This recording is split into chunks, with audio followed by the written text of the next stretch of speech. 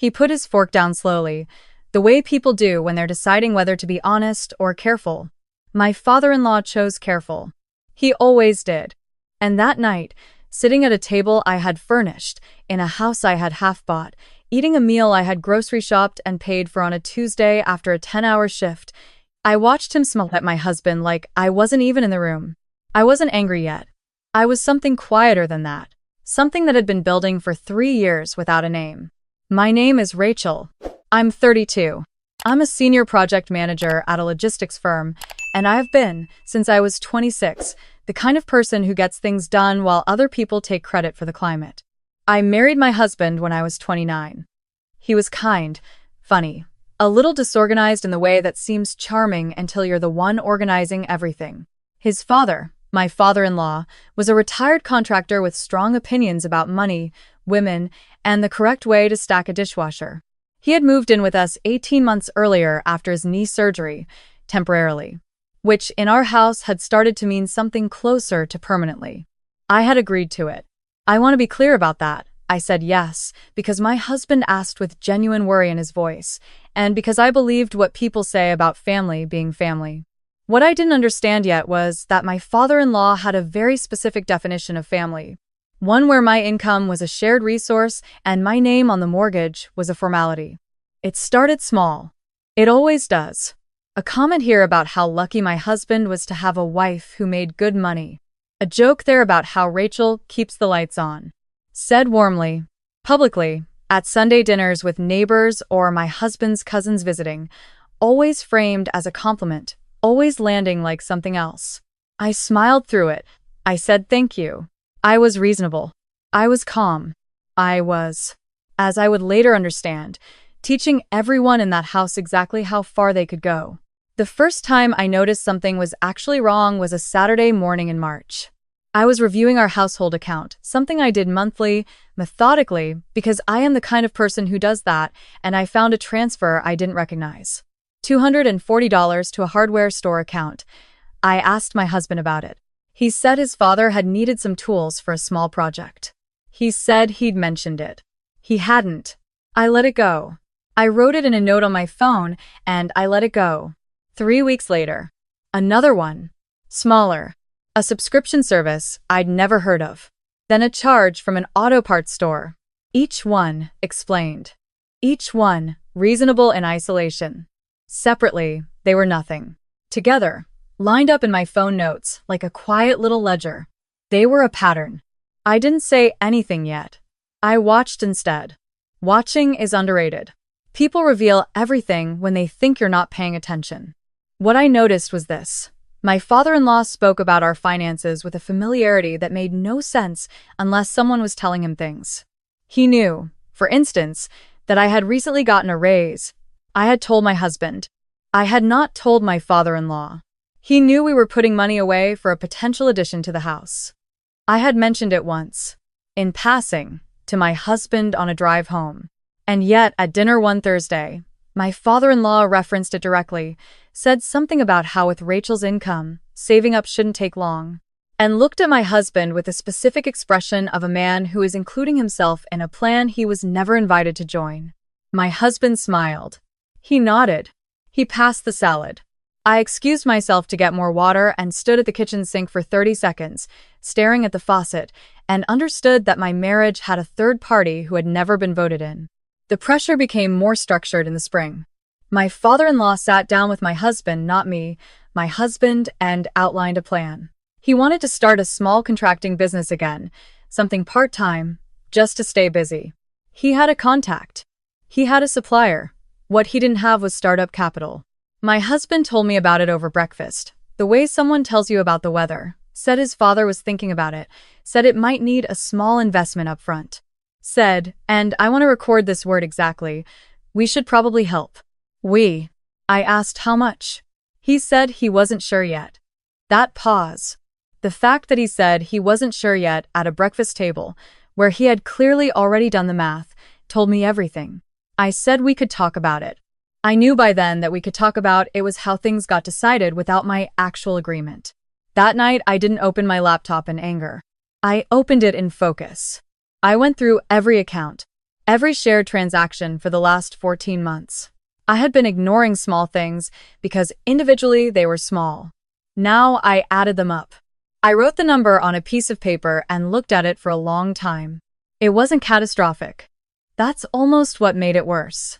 It was steady, consistent, a slow bleed, so gradual that stopping it would have felt dramatic to anyone who hadn't been the one losing blood. I also found something else that night, something I hadn't been looking for. 3 months earlier, my husband had co-signed something with his father, a line of credit application. My husband's income alone wasn't enough to qualify. The application listed our household income. Our household income included mine. Nobody had asked me. Nobody had mentioned it. The line of credit was small enough that it hadn't shown up anywhere obvious. But it existed, and my financial information had been used to secure it, and I had not consented to a single letter of it.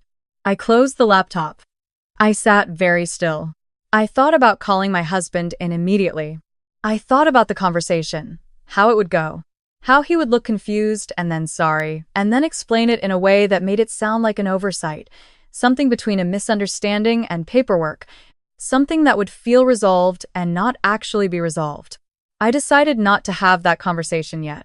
I needed to understand the full shape of what I was dealing with before I responded to any part of it. I called a friend who worked in financial law. Not officially, not yet. Just a conversation. She listened, asked a few questions, and said something I wrote down afterward. Unauthorized use of a spouse's financial information in joint applications can have implications depending on the state and the circumstances. She said I should document everything. She said I should be calm and methodical. She said don't tip your hand before you hold all the cards. I was already doing all of that.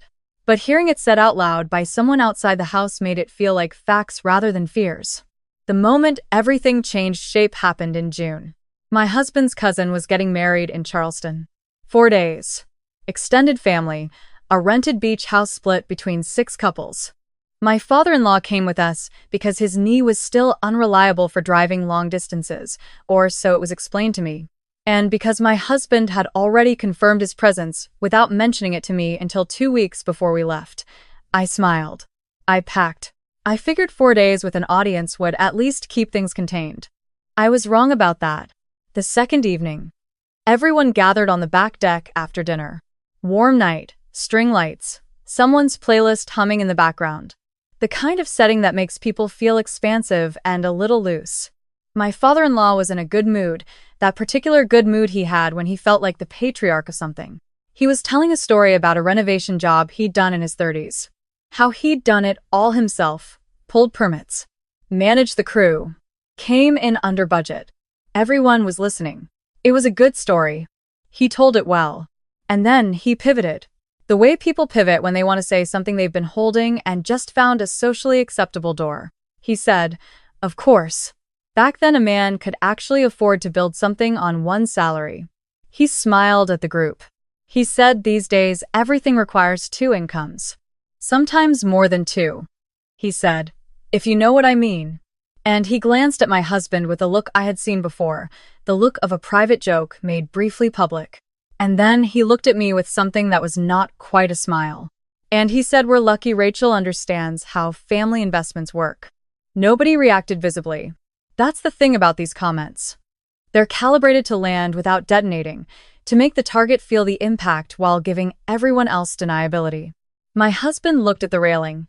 His cousin's wife shifted in her chair. The rest of the group kept talking. I set my glass down on the table. I looked at my father-in-law directly. I said, actually, I'd love to clarify something. Since you brought up investments, I said that I think there may be some confusion about what constitutes a family resource and what constitutes my personal income and financial standing. I said I wanted to make sure everyone had accurate information, especially since it sounds like some of it has been shared more widely than I knew. The deck got very quiet. My father-in-law smiled the way men do when they're deciding whether to dismiss you or accommodate you. He started to say something about how he just meant, and I said, I know what you meant. I've known for a while. And then I said, we can talk about it privately or right here, but either way, the conversation is happening. My husband said my name like a question. Not protective. Cautionary. I looked at him for exactly 1 second, the way you look at someone when you are deciding how much of yourself you are still willing to explain, and then I looked back at the group and I said, I want to be straightforward with people we care about. I am not a household fund. My income is not a family investment strategy.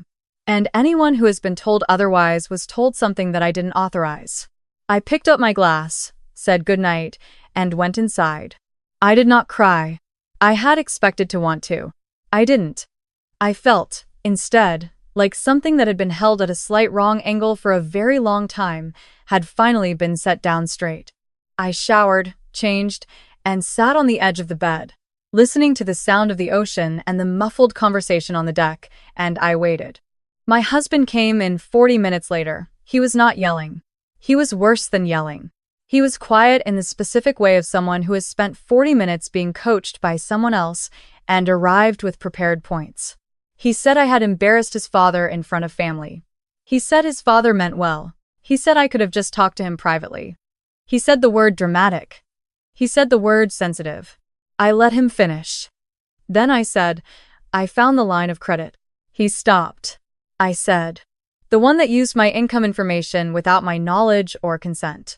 The one you co-signed 3 months ago and never mentioned. I said I'd like to know how that happened, and I'd like to know what else I haven't been told. What followed was not a confession.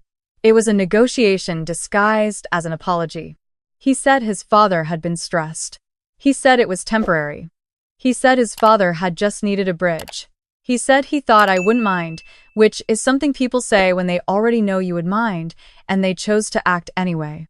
I said, I mind. I said, this is a legal matter, not a feelings matter. I said those two things are different, and they require different conversations. He went quiet again. This time the quiet had a different quality.